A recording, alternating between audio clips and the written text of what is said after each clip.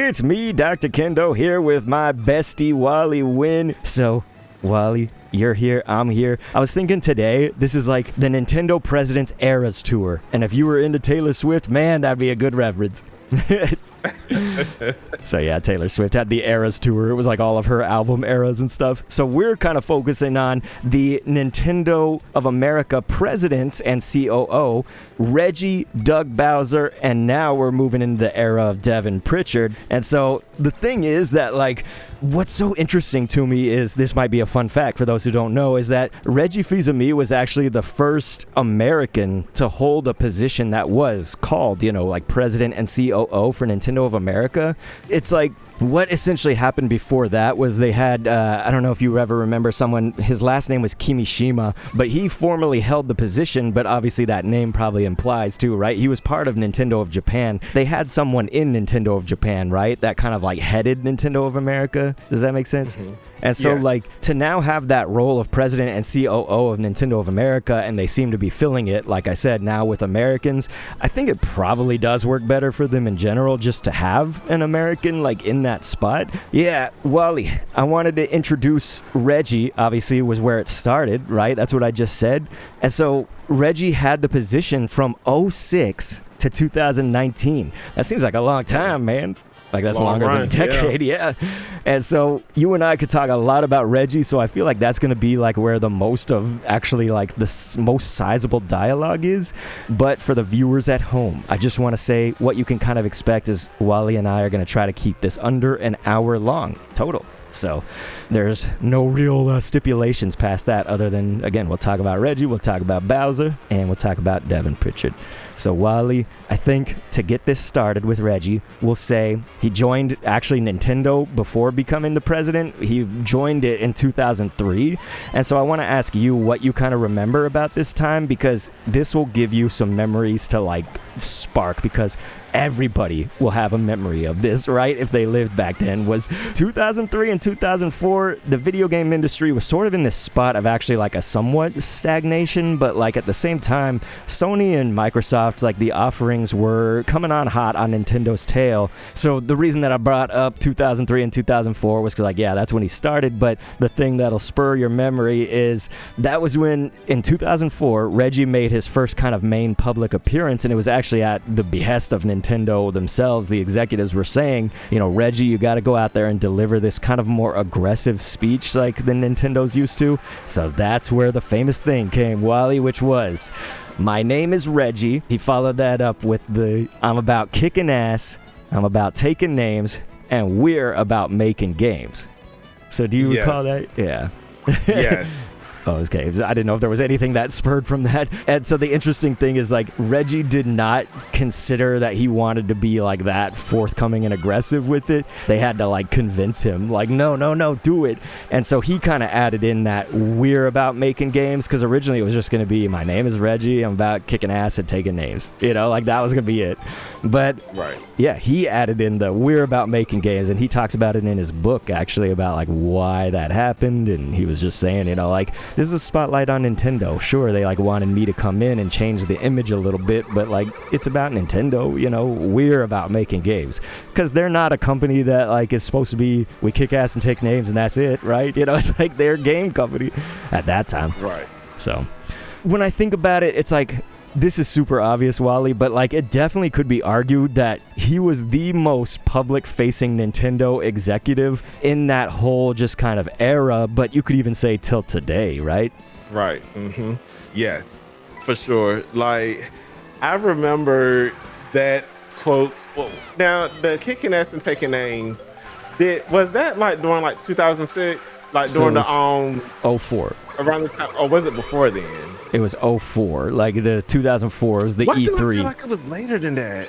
Because I think you're probably thinking about another one, which we're going to get to in a second, which was actually 2007. Okay. But yeah, we'll talk about that in a second. Because he had many famous, one-liners, and you don't have to apologize. What I was going to say was just that it was 2004 at E3. Like, they brought him on E3. And see, my first E3 that's why I was saying I didn't watch E3 that early on. You know what I mean? Yeah. So, but yeah, I'm locked in. I'm listening. Okay, that's probably why I was like, Wally, you're gonna remember this and like you're gonna have something to say about it. But then if you're like, I didn't watch E3 around then, that makes perfect sense. Yeah. And so the big kind of famous line, this is the most Reggie you could ever get, right? Which is in 2007, in July, that was their showing of Wii Fit and the balance board. And he said the famous, "My body is ready." So that was the line, and that was in 2007. And so it was just basically like they were asking him, like, so are you ready, Reggie? Are you ready to get on the balance board? And he's like, "My body is ready," And I remember people were saying, "My body is Reggie." Yeah, my body's Reggie.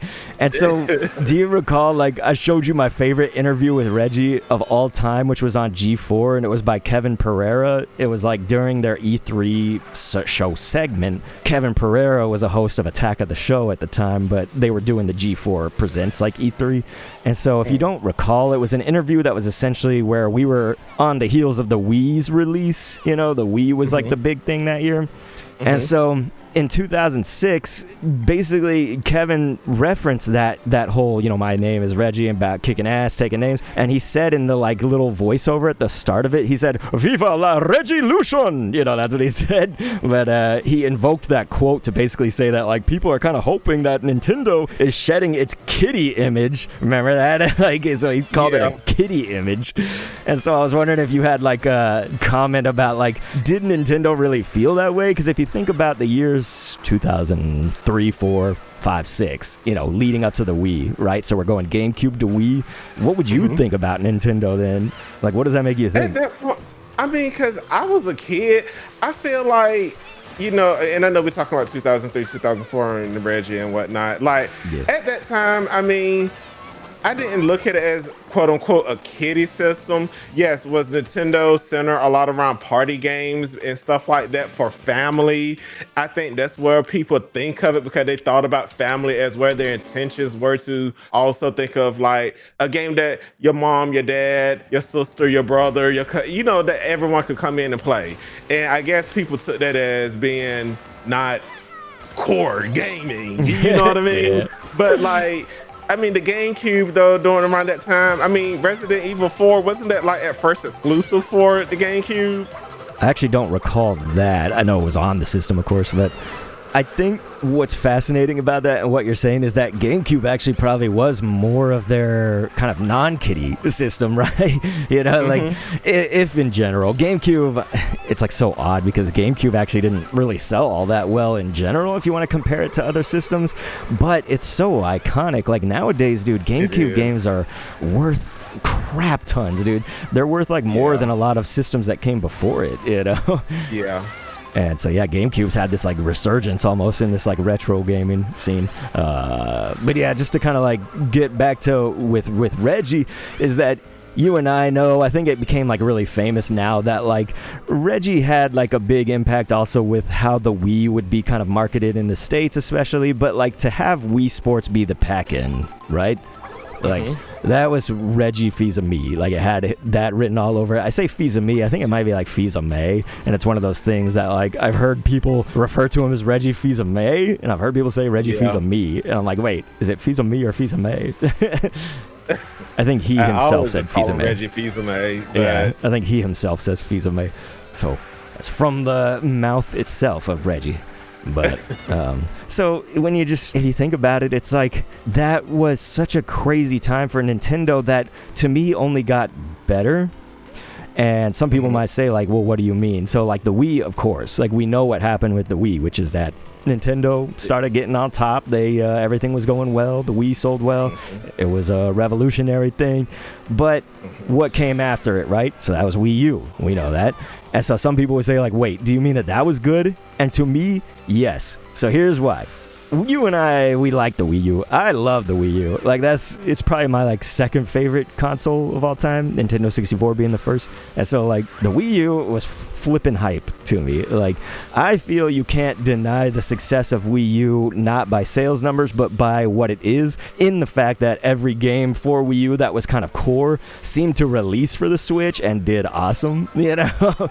Yeah. And, like, it was, you know, certainly things went wrong with the Wii U era. You know, we can talk about all that went wrong too. I'm fine with that. But what I mean is that, do you remember what Reggie was like then? Because that was like the most Reggie and someone else, which was Satoru Iwata. And so Iwata-san was like also really public facing, I feel like, you know. We don't hear much from Mr. Furukawa these days. Like, a little bit you do, but do you remember how many times you saw Iwata? Like, he was in the E3 with the Star Fox puppets and all that. Remember? He was like... Yeah. And so, like, him and Reggie were good friends. Like, they were, like, kind of personal friends after meeting business-wise. And you could kind of see that. Like, it really showed, you know, they had banter. They often appeared together. And, of course, if you've read Reggie's book, like, he talks about how he went and visited Mr. Iwata, who then eventually one day said, like, listen, I have cancer of the bile duct, and, you know, it's very serious. And Reggie was obviously really upset. So it's just, you could tell that they were buddies beyond the business. Yes. Gosh, what game was it? They were like, it was some game. It was doing a presentation, and they were like blocking each other like moves, but it had like these stone like faces, like their expressions like were made kind of like stone looking. Was it arms? Oh my gosh, I don't know. But they were like blocking each other's like hits. It was almost like Dragon Ball Z fighting, but they were just standing there and their face was just like oh, okay. Stone. No, I think I remember. So I think that was for Smash Brothers. I think it was for Smash. Okay. Yeah, I think it was that, because you got to think about ARMS came out for the Switch, and so unfortunately Iwata didn't get to see the Switch come to life. The Switch, that's right. That was the unfortunate part. But that made me think, yeah, okay, you're right. It was I think they were showing that Mii's could be in Smash Brothers. Like Mii characters. And so it was like, we have a Reggie Mii, we have an Iwata Mii, and they're becoming, you know, the brawler or the sword fighter and stuff, you know? Yes.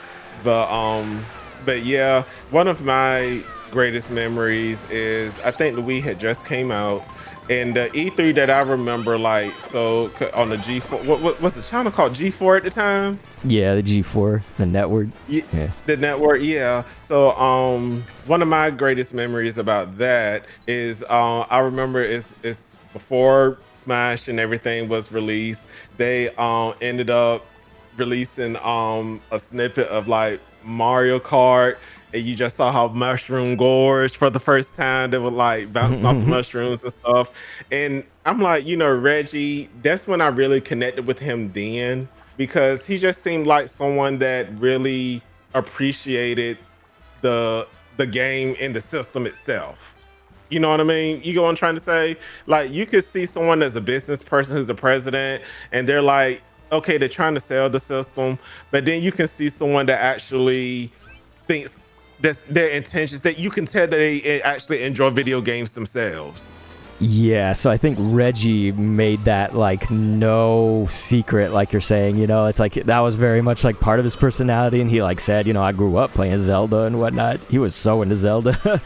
Yes, like his intentions with the game, like you can just, with Nintendo itself, like you could just see that he wasn't just there just talking on stage. Yeah, you know, it just, if you felt like he just felt like someone that he could come over and be like, want to play a game or such and such, and he'd be like, yeah, let's go. You know what I mean? Yeah. Of course, there was one time that like one of the guys won a Smash Brothers tournament, and Reggie like gave him the trophy or whatever, and he's like, Reggie, I do have something to ask you. And he was like really open. He's like, what's up? And then the guy says like, how about you play me right now, 1v1 at Smash Brothers? He goes, get out of here. Like that was what he said. He was like, get out of here. And he was like kind of annoyed at that because it was just like taking showtime away.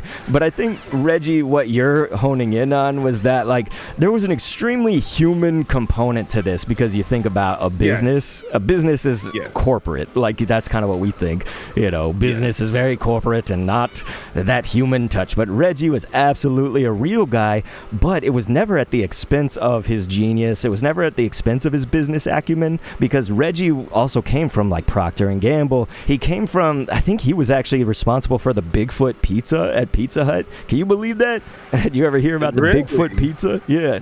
Do you remember that? I didn't know that. Yeah, the Bigfoot pizza. I kind of vaguely remember it. I didn't eat at Pizza Hut a whole lot. But so like he came from Pizza Hut, he came from all these places, and like I think he knew his ish when it came to just sort of how the American like consumer would pretty much respond to things. And if you're like, well, what about the Wii U? Here's what happened was that like most of the decisions, I would say, actually like that were kind of, let's call it bad, like that led to bad sales and stuff, probably were not so much his doing. You can't completely take him out, but you can't completely make him solely responsible. And so what I'm going to say is that most of what I actually found the most endearing about just kind of marketing or like the press releases or the interviews about the Wii U, he was always the best one to sell it. He always kind of had the best value prop and the best way to talk about it. Right, yeah.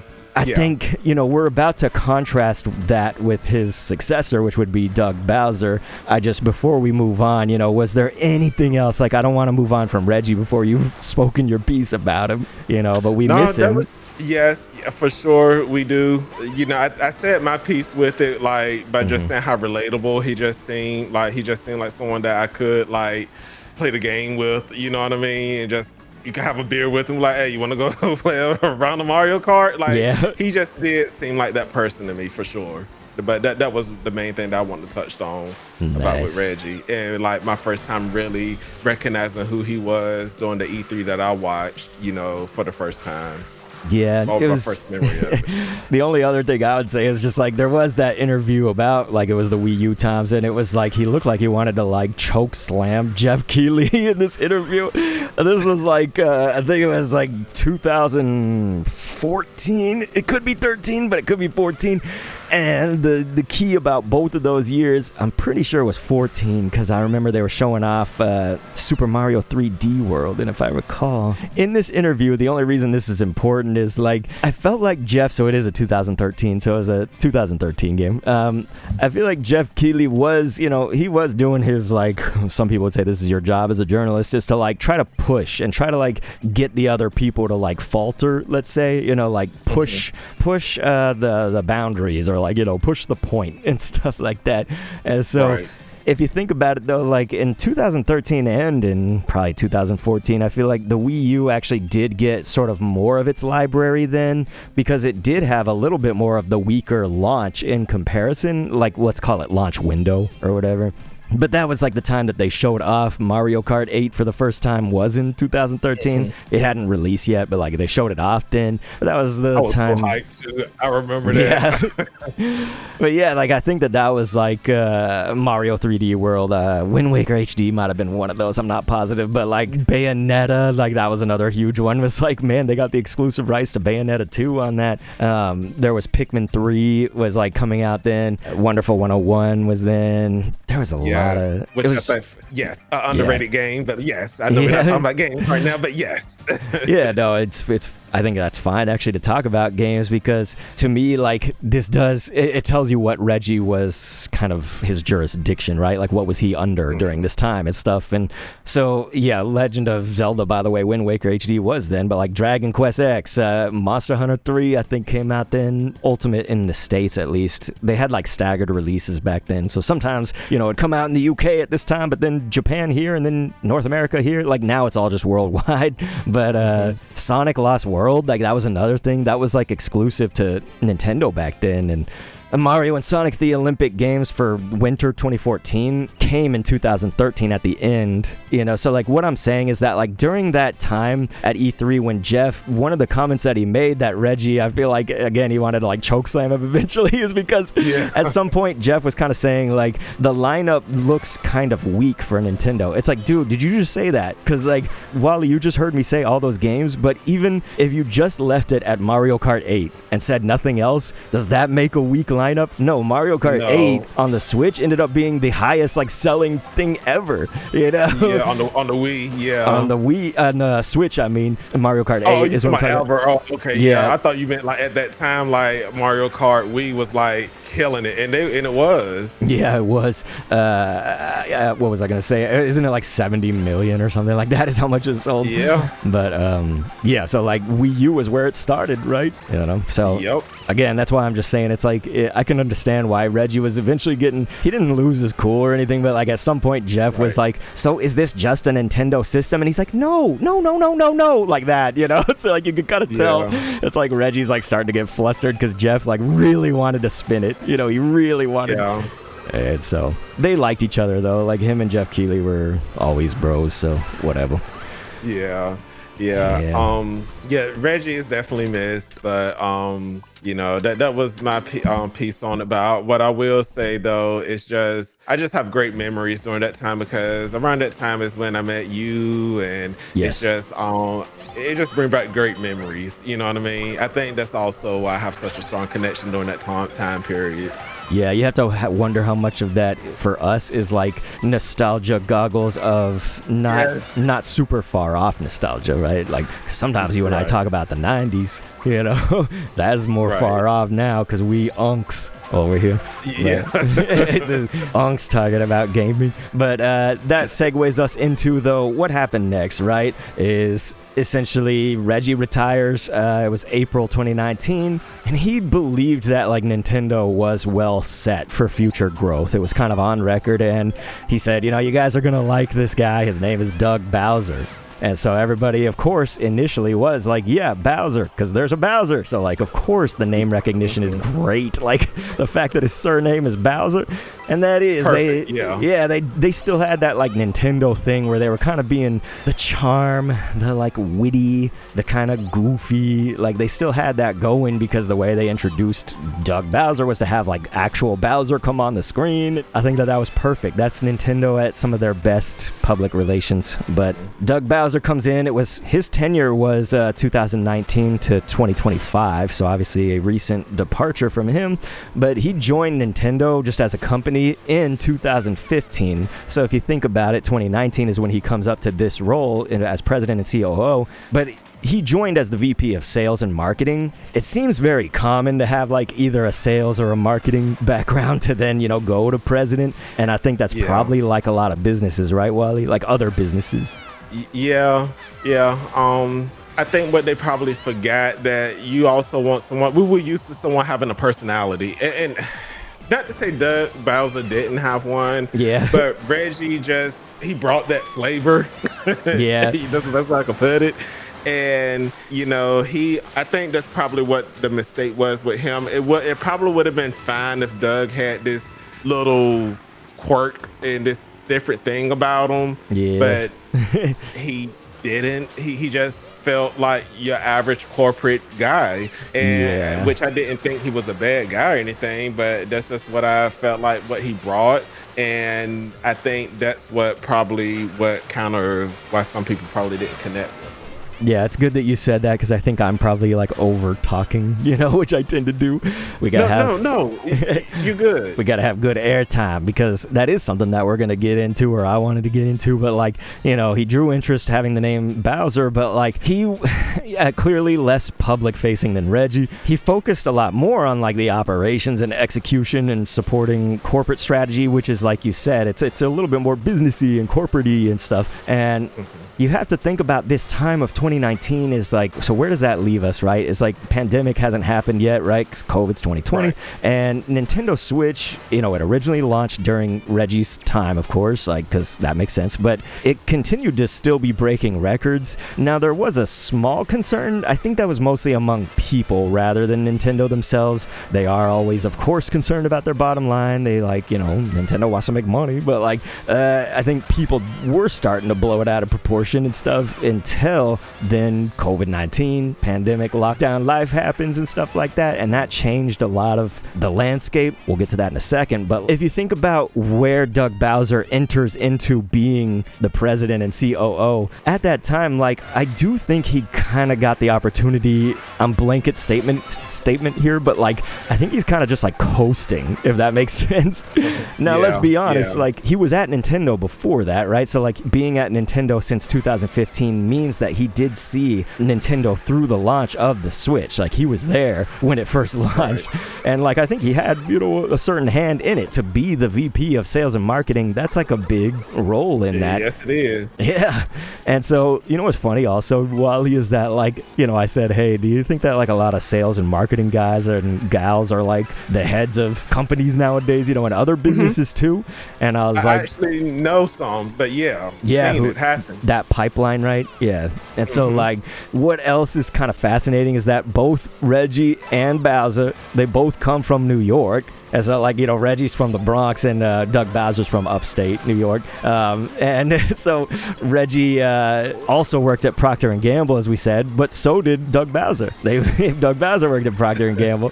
So it is funny to me how, like, not only did they have this kind of sales and marketing pipeline or whatever, and these salesy guys, but look at that. These guys also shared their birth state and their previous companies to some degree.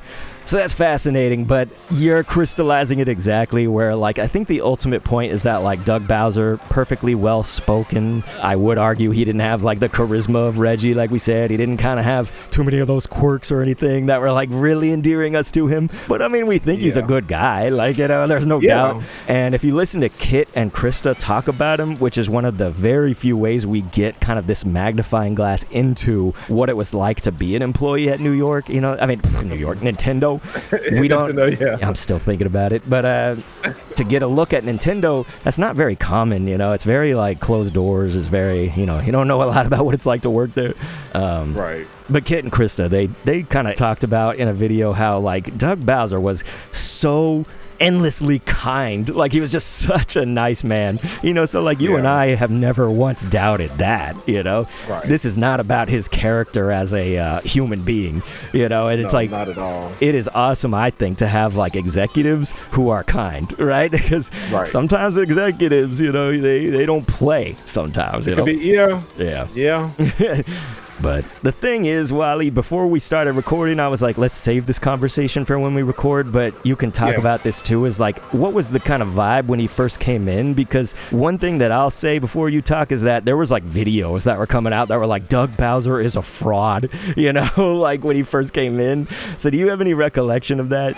Yes, like I just remember people, you know, like like I mentioned before we started recording, you know, when I told you, like, I honestly, like, remember people not even wanting to give him the chance, you know. It was just felt really like they missed Reggie. Of course we all did, but they were already like, oh well, we miss Reggie, this guy just don't have it, blah blah blah blah. Like they barely had, his seat was barely warm in his new position, you know.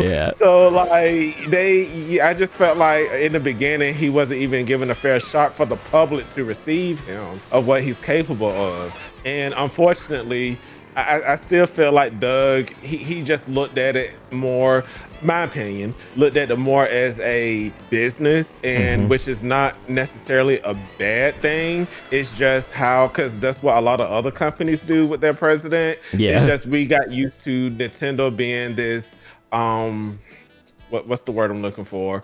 It's just people, not corporation. Like, you know, people, not company. Right. Yeah. You know, it just felt like more the president, you know, just felt more like I mean, you know, we got used to having a president that felt more relatable, you know. And Doug, while he's a nice guy, you still just looked at him as the VP, while you looked at, I mean, not the VP, the president. But you look at Reggie not only as the president, but also like a spokesperson. You get what I'm trying to say? Yeah, Reggie seemed like he did it all. Like, Yeah. because he was also the human, like we've been saying. Like, he was just everything. Right. He definitely left some tough shoes to fill, and so I feel like that can't be, underestimated or whatever, or overestimated, whatever the word is. And so before we move to Devon now, who's the current president, is, and she's been at Nintendo for a long time, I did just want to say, we kind of didn't really finish the point, is that Doug Bowser did see it through a lot of success. And again, that's like whether he was legitimately just coasting through it. Like, could he just kind of coast on easy mode or not? That's probably, I feel like that's a little insulting probably, to say that. So I don't fully mean it. I just mean, like, can you imagine, dude, like, to come into it at 2019 and then like the pandemic happens and it's like Animal Crossing, the Switch, dude, the year 2021, the Switch estimated yearly sales were like the highest then, and then the actual sales data when it came in, like 2021 was just hot for them. Insane, yeah. And the software was about the same too. Like, the software offering with that, the software itself like continued into the fiscal year of 2022, while the hardware did dip a little bit, but was still the second highest in 2022. So, Mario Kart ended up doing the booster course pass. Yeah. Like, it was revealed in like 2021 or 22. It was one of them. Was it 22 or 21? 21, right? Oh, 22.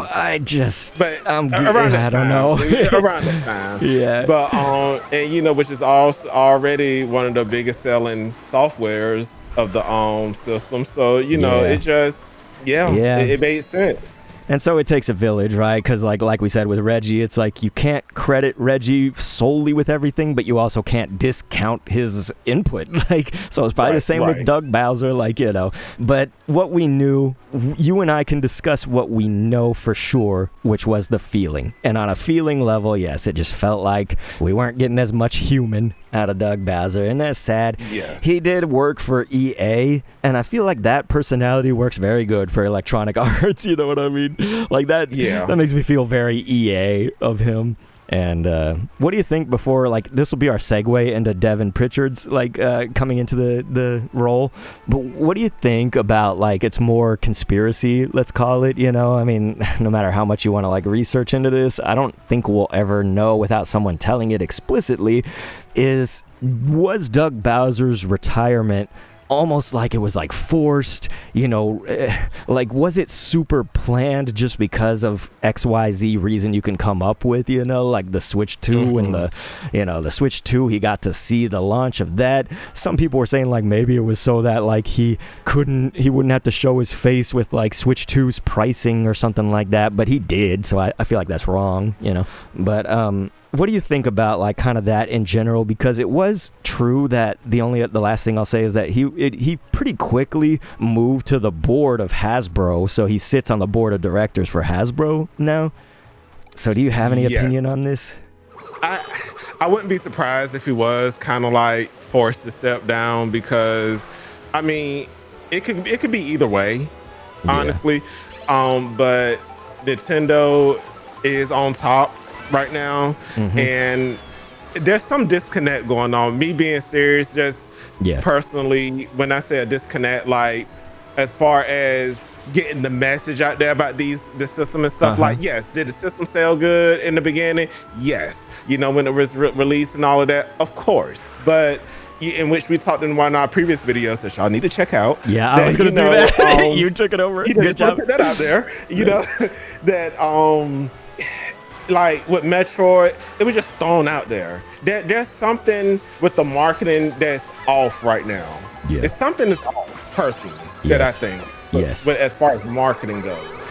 But to get back to the point, I do feel I wouldn't be surprised if they were like, Reggie, we probably think that we want to go a different direction right now, and let's give this a try with such and such. And maybe his heart just, like you said, like him just coasting, maybe his heart just isn't in it. He realized, like, what, maybe being in this position isn't for me.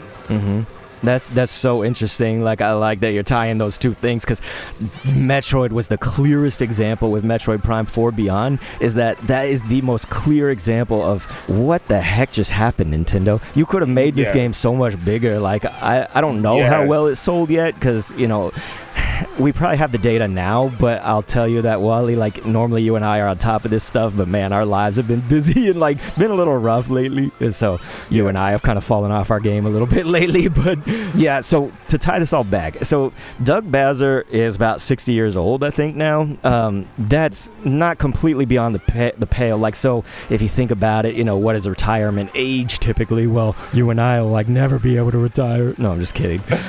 Make a social statement here. No, I'm just kidding, people. But like a lot of times they say, okay, well, you can collect Social Security in like, what is it, 62 or 65 or something like that. So, you know, you're probably thinking about it around then, right? But you look at Japan is a very different place, right? So a lot of Nintendos of Japan, like I think they call it NOC or whatever.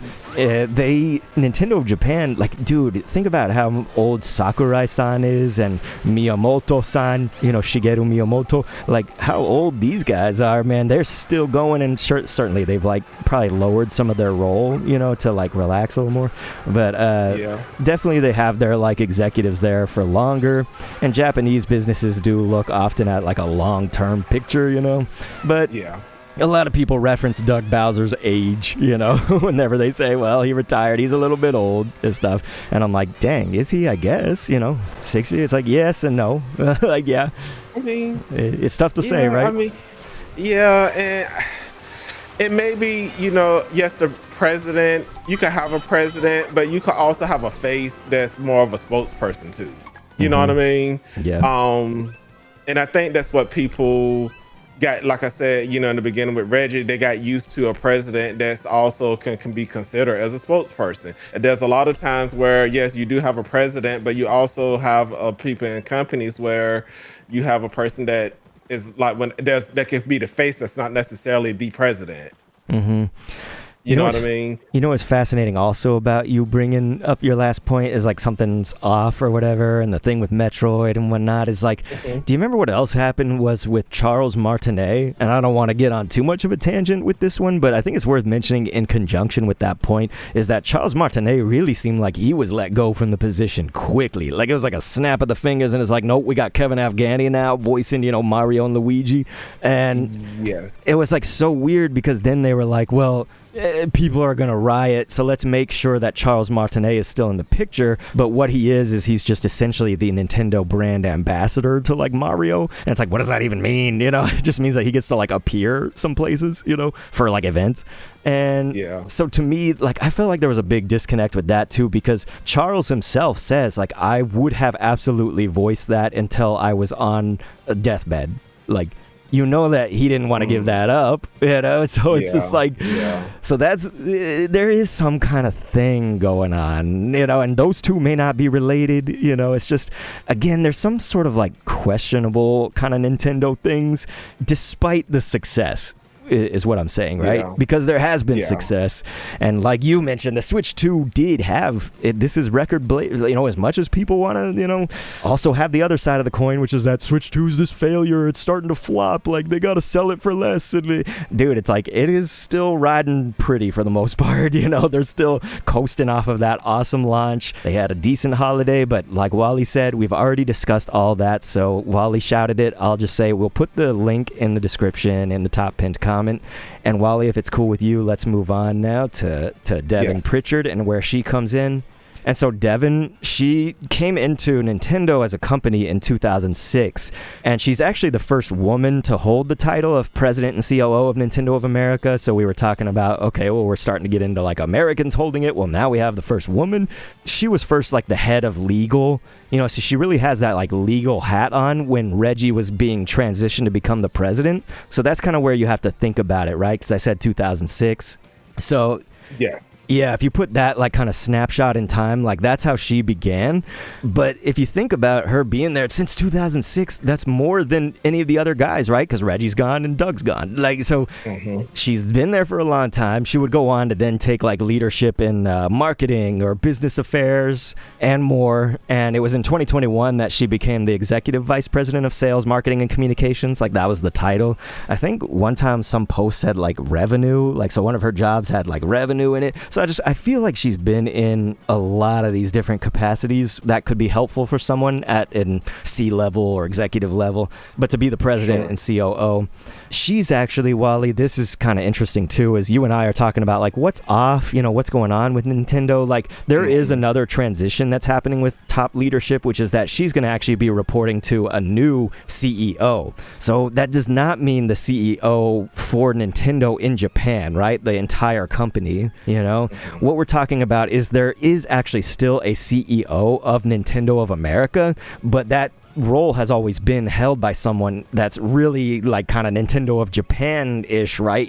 This person's name is Satoru Shibata. So what's funny is that we had Iwata, right? They're both named Satoru Iwata, and this guy's Satoru Shibata. Slightly different roles here, but both leadership. And so that's a transition of leadership from that perspective simultaneously that that has to have some kind of impact, I would think, if you're going with a new CEO and president and COO of Nintendo of America. Right. Yeah. So, yeah, for sure. Did you want to say anything? Because I think you were telling me before this, you had a little trepidation, like you had a little caution where you're like, I don't really know a whole lot about Devon Pritchard yet. Like, were you going to say anything about that? Yeah, I don't know much about her, but like the same thing with Doug, like I'm giving her the benefit of the doubt. You know what I mean? I hope she come in. I'm welcoming her as a fan. You know what I mean? That she, hopefully she comes in, she owns the position, and I hope there are others out there that's going to give her that same benefit of the doubt. You know what I mean? And yeah, I just really hope she brings great things, have great ideas for the company.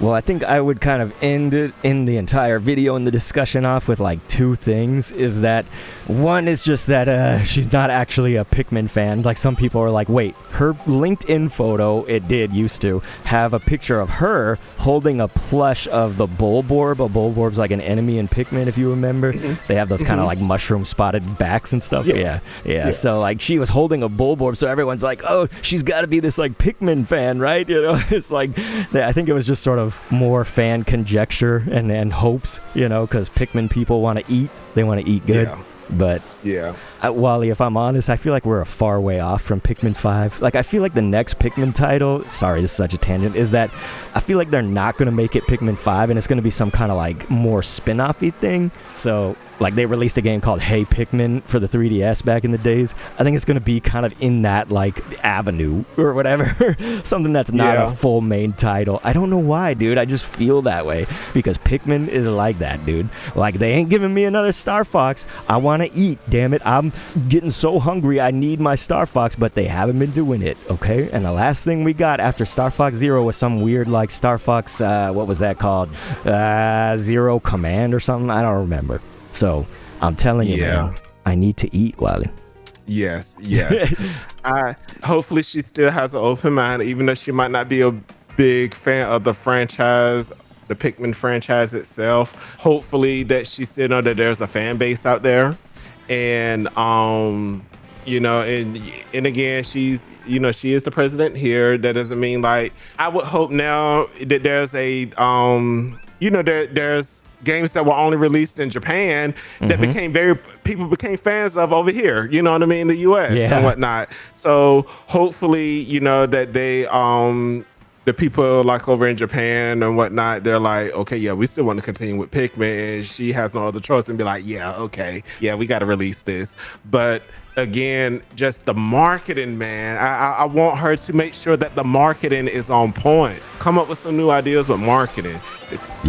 That's my whole thing with her. I hope she really get the message out there, and because I know she probably don't have all said about everything, you know what I mean? There's still different channels that they have to go through, but I really hope that she looks at the marketing team. Yeah, she can make an impact there, because Reggie, that was something that was really great about Reggie Fils-Aime, is he was bold. So he came into a difficult position. It's not easy. His book is called Disrupting the Game, and then it has like a subtitle, but Disrupting the Game is so on point to describe it, because to be somebody who can come into an existing company and really shake things up, sometimes people think think they can do it and really screw it up, you know, but like Reggie did it and it succeeded, and like that is not easy to do, dude. Like you gotta have some balls, you gotta be pretty bold, and so that's what I credit, you know, Reggie to have a lot of credit for that, because that's difficult, man. And so Doug Bowser, you gotta think, you know, he came into Nintendo, I'm sure he did some great work, like we said, he's a good guy, blah blah blah, but like, was he bold? I don't know. You know, and so like, yeah, I think Devon having that many years of experience can only be a plus, so I like that, right? Because she's seen now how many consoles launch and how many people change the guard, but she's still been there, and it wasn't even at the same role the entire time, so that's good. Like, she's been getting experience, so like I really like that, like possibly just from a resume standpoint, one of the most qualified, you know, at Nintendo. I don't mean beforehand. I'm just saying at Nintendo alone. So like that's remarkable in itself. But like the thing about Devon and what you just said is really key, because I do think that marketing was the big thing about the Wii U. I just said, you know, like, hey, you can't deny the Wii U was epic for this reason, but I said we can acknowledge the bad parts about the Wii U, which were, it didn't sell well, but wasn't the marketing off, right? So like, you know, that's one of the bad parts. And so like people don't want the Switch 2 to be another Wii U, which it's not gonna be. I mean, it's already pretty much outsold the Wii U, hasn't it? But anyway, the point being just that that's more apples and oranges. But I think the last thing I was going to tell you, Wally, is like I even gave you a link to like a Reddit thread in these notes, and I said like, geez, this Reddit thread, because Wally, I don't know that we should take too much time on this, but people are crazy online, man. So it's definitely like everybody's like, she's woke because she's a woman, you know, like Nintendo's gone woke and everything like that. And so I don't think you and I have to really acknowledge that, you know, like whatever. If people are going to have that opinion, they have that opinion. And if they don't, well, you know, good. But something else that was in this Reddit thread is somebody else that's kind of being hardcore. And this, I'm reading this person's comment. It's like the thread says, what are your thoughts on Devon Pritchard? And so this is from a few months ago when she was like announced. And so this person says, I have none, and frankly, I don't care. Genuinely don't understand how people got so attached to Reggie and expect everyone to be the same as him. These are just executives working at million-dollar companies, not our friends. So the person that replied to that was saying, it's all because of that one Wii Sports story, which is the packing in of Wii Sports for free. You know, like, to me, first off, that's wrong, so the reply is wrong. But like, dude, you don't know why we've all loved Reggie? Like, me and you, Wally, just explained it. Like, you know, Reggie was one of a kind. Like, I feel like it's very hard to deny that. So I was really surprised at such an extreme comment here, I guess. But I get what they were trying to say. Like, everyone isn't going to be the same. Oh, you know what I that mean? for sure that. You know, everyone have their different personalities and whatnot. But like Reggie was, like you said, one of a kind. But I'm chuckling because I'm just looking at this comment on the thread. You know, someone said Devon won't answer my calls, so no. Yeah. I saw that too. The people are crazy in these comments, like they are insane. But you know, I'm just not the type of person that just, if you really are a fan, you want the next person to come in to succeed. You know what I mean? You want them to come in. You want that person to come in. Yes, it's okay to miss someone that's leaving, but you know, I want the next person to come in to do great things. Yeah. To know more about them, to give them the opportunity to show how great Nintendo, why we love Nintendo in the first place. You know what I mean? Why we're fans. But you know, with Doug, and I guess the reason why I like Doug, he remind me of people that I go to these conferences and talk with. Yeah. You know what I mean? I work in the finance background, so maybe that's why he's cool. I guess that's why I just didn't think he can be a little dry. What you say? I said he could be a little dry, but you know, right. He's dry, but he's like your typical, and it makes sense, like your typical accountant. You know what I mean? Yeah. Business. That's what he comes off across, but just like in a nice way. Yeah. And so, but yeah, do you hope the same thing? Like, you just, even though the next person that comes in, you just wish the best for them, and it's okay to miss the last person and whatnot. Like, what's your thoughts? Yeah, I think that's gonna crystallize the main, like, I'm so glad you said it, because you've been very good at, like, kind of summarizing these main points of the conversation, and you're absolutely right on time. Let's limit ourselves to about 5 minutes here, so that's what we'll limit here for the rest of the video, and it can be under if we need to. But the crystallization is that Nintendo as a company is different. The presidents are different now. You and me are different. Like, everything is different, man. It's just like, unfortunately, well, okay, let's not say unfortunately. Let's try to be more positive here.